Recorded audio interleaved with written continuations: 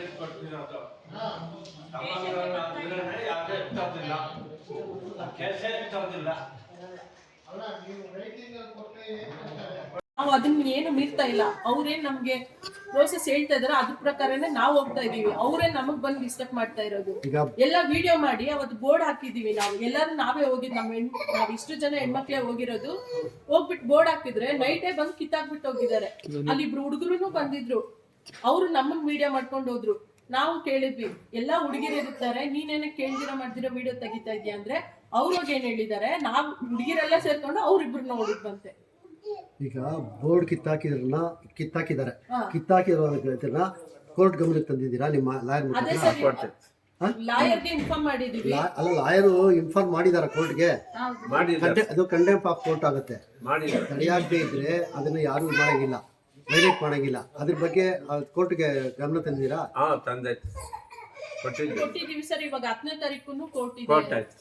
ಸರಿ, 10ನೇ ತಾರೀಕು ಹೋಗ್ಬಿಟ್ಟು ಬಂದ್ವಿ. ಅಲ್ಲೆಲ್ಲೂ ನಮ್ಗೆ ನ್ಯಾಯ ಸಿಗ್ಲಿಲ್ಲ ಅಂತ ಇಲ್ಲಿವರೆಗೂ ಬಂದಿದೀವಿ. ಇವಾಗೂ ನಮ್ಗೆ ಖಂಡಿತ ನ್ಯಾಯ ಸಿಗುತ್ತೆ ಅಂತ ನಂಬಿದೀವಿ. ನಾವ್ ನಿಮ್ ಮೇಲೆ ನಂಬಿಕೆ ಇಟ್ಕೊಂಡೆ ನಾವೆಲ್ಲರೂ ಇಲ್ಲಿ ಬಂದಿರೋದು.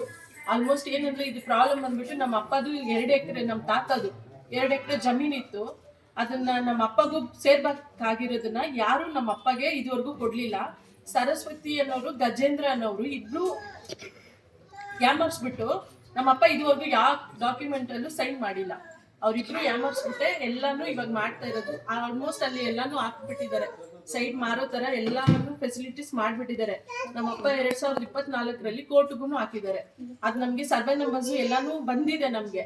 ನಾವ್ ಅದನ್ನ ಪ್ರಿಂಟ್ ತಗೊಂಡೋಗ್ಬಿಟ್ಟು ನಾವು ಲ್ಯಾಂಡ್ ಹತ್ರನೂ ಹಾಕಿದ್ವಿ. ಇಲ್ಲಿ ಯಾರು ತಗೊಂಬಾರ್ದು ಈ ಲ್ಯಾಂಡು ಅಂತ ಹೇಳ್ಬಿಟ್ಟು.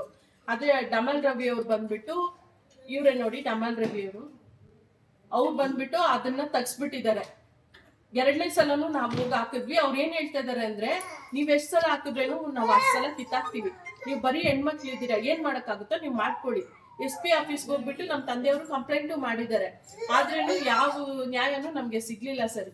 ಇವರೇ ಗಜೇಂದ್ರ ಅನ್ನೋದು ನಮ್ಮ ಅಪ್ಪಗೆ ಸೋದ್ರ ಮಾವ ಮಗ. ಆಮೇಲೆ ಬಂದ್ಬಿಟ್ಟು ಇವರು ಸರಸ್ವತಿ, ಇವರಿಬ್ರೆ ಸರ್ ಮಾಡಿರೋದು. ನಮ್ಮ ಅಪ್ಪನ ಯಾಮರ್ಸಿರೋದು ಇವರಿಬ್ರೆ. ಯಾಮರ್ಸ್ಬಿಟ್ಟು ಈ ಲ್ಯಾಂಡ್ ನ ಬಂದ್ಬಿಟ್ಟು ಡಮಲ್ ರವಿ ಅವ್ರಿಗೆ ಕೊಟ್ಟಿರೋದು ಇವರೇ.